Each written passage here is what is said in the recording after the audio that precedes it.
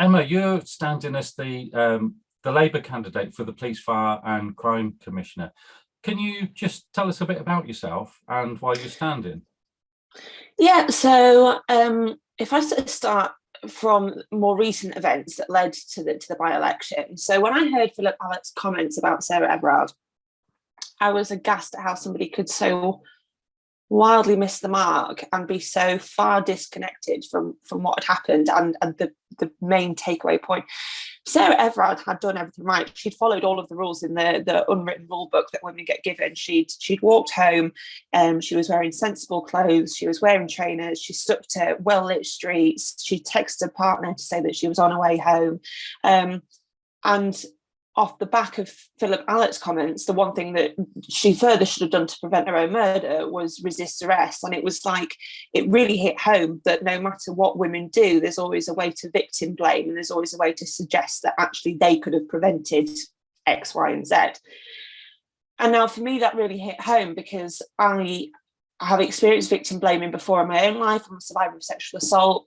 And to hear somebody suggest that a woman should have done more to not be murdered, I was upset actually at the fact that we were still having to justify and police our own lives in a way that the majority of men will never have to. Now, I don't think that Philip Alec was a bad person. I think he was a person who perhaps didn't understand or empathise with something, and that's okay. People are allowed to not know and not understand things. It's that old thing of the more you know, the more you don't know. But I just, at that point, I was so frustrated at the fact that no matter how loud we seem to shout about these issues, we never actually seem to move much further. So I put myself forward for the candidacy. I joined the ambulance service in 2017, and I kind of joined with these grand visions of saving the world one patient at a time, and very quickly realised that actually there are sort of barriers within any emergency services, which meant that with the best intentions that I had, I was going repeatedly to the same patients over and over again who were bouncing between the fire service, the council services, in some cases the fire service, and then myself in the ambulance service. And I looked at my parents who had both done their 30 years in the police, sort of with, again, the valiant intention of creating a more cohesive community that was safer for me and my sister to grow up in. And in light of the Sarah Everard sort of tragedy and the comments made by Philip Alec, they both became very disheartened watching the sort of steep decline in police trust, because they worked 30 years apiece to try and build that, and then it had gone like that. And they asked me if they'd actually, made a change at all. Now, of course they did, probably more so than they'll ever realise. But I don't want to get to the point in my 30 years ambulance service where I look back and I see no legacy of change that made the world a safer place for my sister. So hence why I stood. I've always been interested in politics, but yeah, it was the Philip Alec comments that really acted as the catalyst. And there's a sort of a term that's sort of often used, but sometimes not really defined as much. So when people say, it's your number one, tackling violence against women and girls, I think most people can clearly understand, physical violence, but how would you define, that because as an issue, because it covers so many areas, doesn't it? Yeah, and it's such a broad term as well. And I think, like you say, people assume that it's, physical assault on the street, and actually there are far more insidious types of abuse that women and girls have to endure, be it emotional, financial, any sort of form of coercion, and actually there is no other crime that I can think of that you would put the word alleged as a prefix before the word victim. And that's the problem, is that we're having women, reluctant to come forward on likes of emotional abuse, because they know that they're an alleged victim of emotional abuse, because it's something that's not spoken about enough, and it's something that's not visible and acknowledged, I think, in a lot of cases. And that just perpetuates the problem, because then we've got people suffering in silence, and it almost empowers the people who are committing these acts of abuse, because they know that they live in a system which sort of allows them to continue whatever method of abuse that they're committing, because there's no repercussions. to one of the things then is if someone that's suffering from abuse puts their hand up or goes to the police or goes to say one of the services out there, I think at the moment they don't have the necessary confidence that they're going to have a pathway out of their bad situation, and potentially if they do engage with the police, it could make the situation worse, because if there's no kind of more immediate action, then the repercussions for her behind a closed door could be quite serious. How do you feel? I can sort of draw briefly on my own personal experience. I never reported to the police the sexual assault that I had occurred, because the Crown Prosecution Service and the court systems, I knew that there wouldn't be enough evidence in hindsight to even secure the minute chance of a prosecution. So actually, I never reported it. So the incident that occurred to me won't even be reported in data statistics terms. So we actually currently don't even know the breadth and width of the endemic that we're dealing with, because we've got so many people who aren't reporting. And do you think we need, and I know with some with sexual assaults, North Yorkshire Police has a specific centre, and one of the things that they encourage is that forensics is taken, and then they stress to the woman that you're in control of the situation, whether it's taken forward. But they know that unless they take forensics sort of fairly immediately, they're not in any way a good position to take a case forward. Is that something that you would look at? I know I think you've been speaking to York University, haven't you, about the reporting of was it spiked drinks? I think was one area. Yes, yeah. And that not being reported as much. Do you think there's this kind of attitude? Well, it's not, it's just a spiked drink, or it was just some inappropriate words, or the guy did something that they'll just move on from. I think the word you used before is normalization, isn't it? And desensitization as well. And I think it's a multifaceted issue. I think in terms of immediate reporting for, serious violence, serious sexual violence, we've got a problem. I was talking to Survive in York, and the majority of clients that they see are discussing historical claims of abuse that they've never previously opened up about, perhaps because at the time when it occurred they were children and they hadn't realised it was wrong, or because at the time they were in a relationship and they weren't in a position to leave.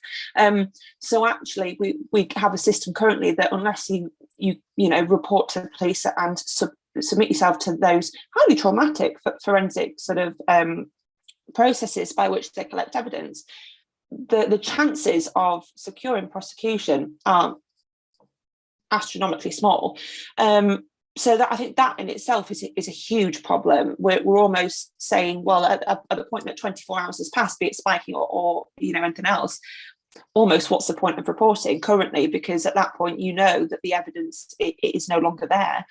In terms of spiking drinks, I think what I've heard a lot on the doorsteps and also from university students is that there have been accusations from the police as well that perhaps you just can't handle your drink, and it comes back again to this victim blaming of, well, did she just get over intoxicated, and actually is she now just embarrassed about her behaviour and she's looking to claim that she was spiked. And again, it comes back down to that word alleged, and it's that, oh, she was allegedly spiked. Now, if I said to you that my house was burgled last night, you wouldn't then say to the next person, oh, she alleges that her house was burgled, because you're going to take it on face value that my house was burgled, and I wouldn't lie about being a victim. Of course, we've got the element of innocent until proven guilty, but that doesn't mean that we can't provide victim-centred and trauma-informed support in the meanwhile. You can support somebody without condemning somebody else. There is a Venn diagram and there is an overlap. It's not that the two things cannot go hand in hand. I think that's what's currently lacking. I think that we're almost too tentative in supporting these victims that they're not even willing to come forward in the first place.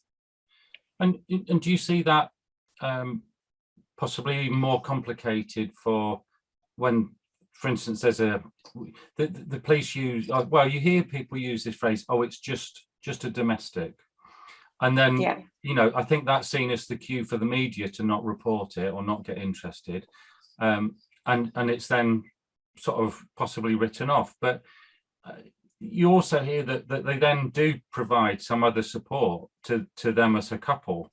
I know one incident where the police did turn up on a what was a couple fighting, and then it was picked up by, I'm not quite sure which agency afterwards, to provide them as a couple kind of support. But the more tricky one is where there's someone under coercive control, and the police identifying that is the case, because they're not quick to actually say that they've got things going on like that.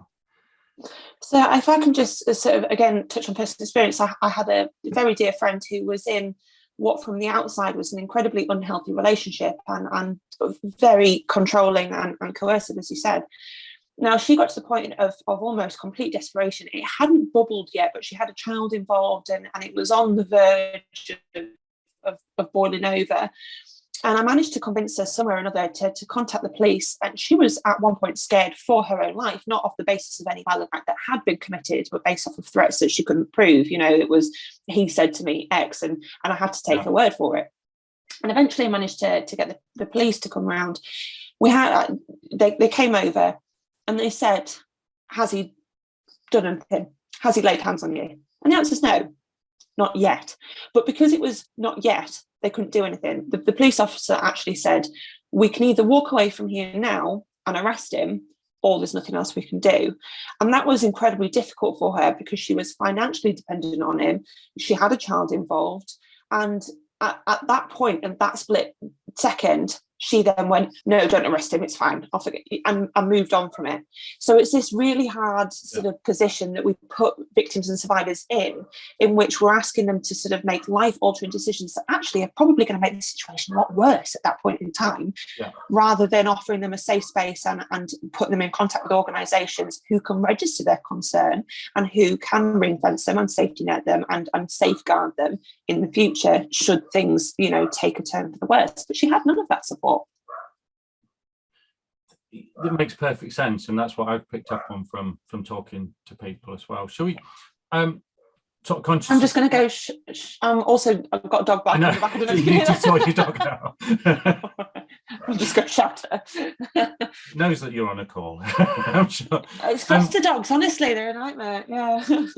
I just sort of looking at your. I think there's around about 5 points, and moving on to a different topic is eliminating county lines sort of drug dealing. That's kind of been an ongoing area, isn't it, for a while, I think, with North Yorkshire Police. Would you see a different strategy or just continue what's happening? I think they're doing really well as it was. I think in 1 week alone in October, the police force in North Yorkshire had made over 80 arrests in relation to drug dealing. I think that's fantastic. I think there needs to be a lot of effort and investment and attention put into educating the vulnerable people who we know are more likely to be groomed and subjected into this, again, insidious sort of the gangs that will groom them and, will take over their houses and their lives and grooming at its absolute worst, because we're talking about children here. We're talking about people who can't defend themselves, who are probably lonely, lacking support, vulnerable in a lot of ways, isolated. And then you've got counterfeit gangs coming in and using them to benefit a life of crime. And we end up adding people to the criminal justice system. So you end up with one vulnerable person who perhaps, through lack of awareness of the red flags of grooming, comes into this lifestyle, thinks that they've got friends, support and family through it, and then they end up a part of the criminal justice system because inevitably that's the life that they're going to fall into. And we need to make sure that those people who are most at risk of being groomed are protected and they're empowered to speak up at the point where they feel like they're seeing the red flags themselves. Currently, I don't think there is an awful lot of education. I might be wrong, but get out into schools and discuss the impact and the consequences as well, because I think that would stop a lot of kids from following that path. Your third point then is cracking down on crime against the elderly. Is that online crime as much as anything? You see a lot of online fraud or tradesmen knocking on doors, that seems to be a sort of a concern area Yeah. at the moment. And being So exploited. I think it's changed, hasn't it? I think so. I was a carer for my grandfather who had dementia, and in the early years of his dementia, he was targeted persistently by door knockers. It was one scam where people would knock on his door, say, "Can I borrow a tenner? I've run out of fuel. I'm stranded, 100 miles from home. Can I have £10?" And what really upset us as a family was that wasn't just preying on his infirmity, but it was also preying on the fact that he was a good-hearted, kind and selfless man who wanted to help, the people that were coming to his door. It was almost to his credit, strangely, that he did end up becoming a victim of these crimes. And we have to be really careful as a family. We've installed CCTV, and somebody was monitoring at any point that he was alone. We were watching to see if anybody was going to the door. But like you say, it has changed. It's moved almost online into telephone scams as well. That's another one. And I think public safety initiatives where we're explaining to people the risks, explaining to people that their bank is never going to ask them to move money from X account to Y account over the phone. I think that's really important. I think, the internet is largely a wonderful thing, but again, if we've got people who are vulnerable on the internet, then they need to know that they have the resources to question mark something if they're not sure it's right. If they get an email and they think, "Oh, it's a bit weird," who can they go to just verify that their gut instinct is right? And it really does upset me, because it is preying on again, some of the most vulnerable in society. And there seems to be also a pride thing attached to it, that maybe something has gone on, and again comes back to this reluctance to report something, that they just don't want to admit, or the embarrassment of it, and it's better just to say, well, I'll write that money off, rather than potentially go through what might be for them the trauma of reporting it, or even just telling relatives, that something has gone on. And I think something else that becomes apparent when you read accounts of people that have been victims of these online scams, particularly the elderly, is that if they do report it, they then worry that it's not being taken seriously. And I think what would really benefit that would be if we were to have a single point of contact for the people that were to report, whatever scam they have, ended up part of, so that they know that it is being progressed and it is being investigated and it is being taken seriously. One thing that I say for all crimes is that the very least we can do for victims is to hear them out and to make sure that they don't feel like their experience is in vain, that at least they're being heard and they're a part of improving the system to prevent other victims. That's not to say the onus is on them to prevent other victims, but actually just hearing them out and listening to their experiences, because we can learn a lot from that. But it also is the bare minimum that we can do for victims is to listen to them. So kind of moving down then, you're talking about, this is kind of an area that's that the previous commissioner worked on, was extra resources for dog thefts and crimes against animals, and I think is it specific legislation that's coming in?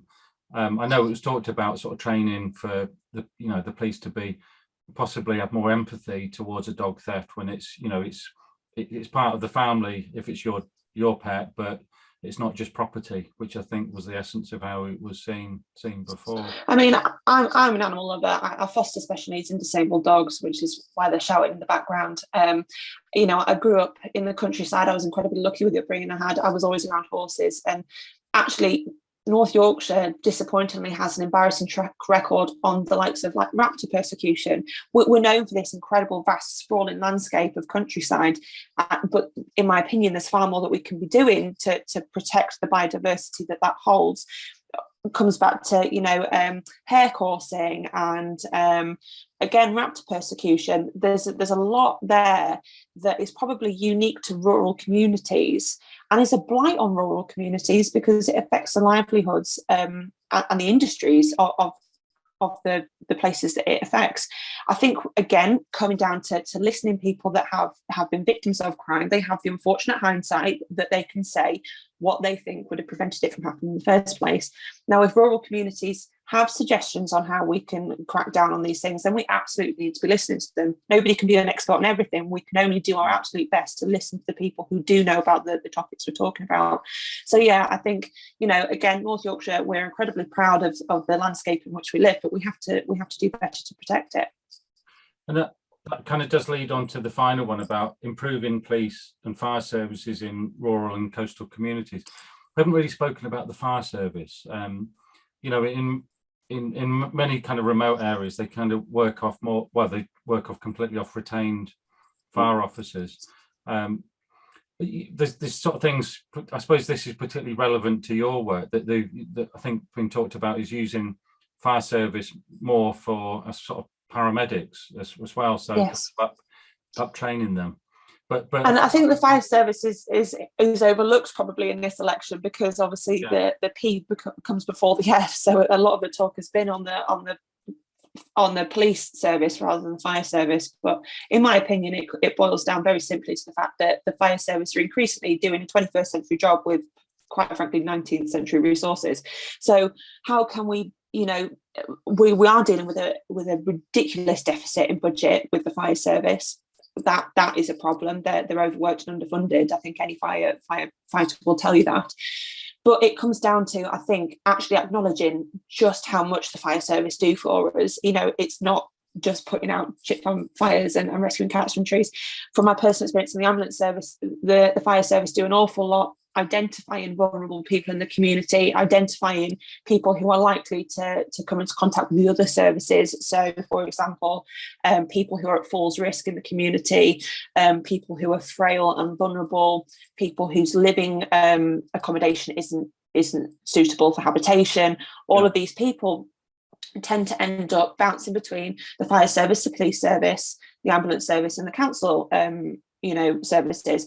So actually the fire service does an incredible amount to try and reduce the amount of contact that people have with those services, not through, you know, cutbacks. It's not because we don't want to have contact with them, but actually I don't want people relying on these services, because that means that they're not living independent lives, you know, free from the risk of harm and fear. You know, I have been to road traffic collisions where the fire service have quite literally saved people's lives by taking the tops of cars off. We cannot underestimate the amount that the fire service does for us. But unfortunately, we are, like you say, running on a sort of platform whereby it's retained firefighters and volunteers that are supporting that. I think I had a chat with the chief fire officer, and there was discussion about using fire stations as almost home offices for people with their own businesses, people who are self-employed, who otherwise wouldn't be in catchment to be a retained fire officer, who could perhaps use that space as an office, so that if they needed to be within catchment for an emergency, they would be. And I think it is modernising the fire service that will be the biggest issue, because how do you modernise something with no money? But yeah, we're incredibly indebted to them, and they're a service that I come into contact with on a daily basis. So yeah, I have huge respect for them. And talking generally, one issue is with coming back to the police, is that I think in North Yorkshire around about 40% of all the kind of call outs have some element of mental health. And I know, you know, that may be part of another crime, but sometimes it is just a mental health issue that they're responding to. And I think that the police are always what's the phrase? You know, the emergency service of last resort, I think is used, isn't it? So they're the backstop. Yeah. How do you feel about that? Is that right, or is that other services maybe not playing their full part in the So not only am I obviously in the ambulance service, but I also am a healthcare assistant in psychiatric medicine. So it's something I'm really passionate about, and what I see an awful lot in my role as a healthcare assistant in psychiatric medicine is people coming in through the 136 suite. So they've been sectioned by the police majority of the time, and they enter this mental health sort of system. Now, for me in the ambulance service, because we also, you know, the vast majority of our calls are mental health related, there is currently not an awful lot of choice that I have in what I'm going to do with a patient who's in front of me in the middle of a mental health crisis. The options that I have tend to be take them to A&E, which is a wholly inappropriate place to take somebody in the middle of crisis for a myriad of reasons. Yeah. make sure that they've got somebody who can look after them, be it a family member or a carer. Now, that's not always possible, because we tend to find that people with, you know, mental health problems to the degree where they have ended up in crisis don't have a fantastic network of people around them. They tend to be vulnerable in any case, so it's not always possible to leave them in a safe pair of hands who aren't related to these services. So we call the police. Now, the police have exactly the same problem as us, but it's the point, like you say, it's last resort. So we call the police, and the police end up having to section these people. And again, sometimes it doesn't necessarily need that. So I think there needs to be a sort of halfway house, a sort of a better option than A&E or sectioning. There needs to be something in the middle. Because again, the people that are ending up in crisis, in contact with the ambulance service, in contact with the police service, are also in contact with council services in the majority of the time. So it's almost, to ignore the problem is to ignore what is otherwise a huge strain, and rightly so. These people deserve and require a support, but a huge strain, you know, that could otherwise be centralised in some way. So I do think that there needs to be a sort of multi-resource approach to it. And you know, we started talking about violence against women and girls. Well, that takes resource, you know, that takes training. You know, if there is 40% and that can be reduced, it's never going to be obviously eliminated. But if, you know, if that frees resource, is that a route to balancing the books, if you like, for putting more time and effort into the other areas of, you know, the priority?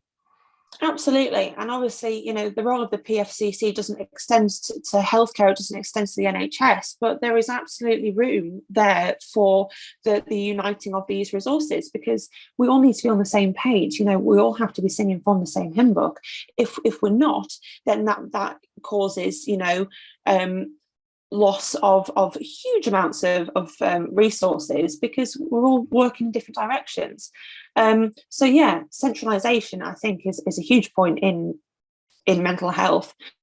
Something that I think we can learn from a lot of other forces. I mean, this particular example is related more to sexual violence, but there was a series of horrific sexual assaults in Manchester, and the police worked very, very closely with an organisation who were experienced and set up independently to support victims of sexual crime.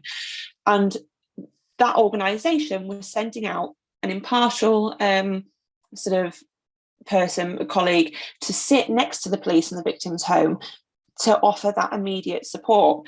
Now, we have community mental health triage. I think that's fantastic. I think there's definitely room for integration with mental health specific services, so that we're offering the right route, the right sort of opportunities for these people to get help that doesn't involve, you know, we have fantastic experts on all of these issues, and we need to be consulting them, because ultimately they know best on these issues. So we've covered quite a lot. Is there anything that you feel that I've not covered that we should talk about? The big question. It is a big question, isn't it? I'm almost having an existential crisis at the thought. No, I just, you know, my main concern actually for Thursday is that people aren't going to turn out and vote. Not just for me, but in general.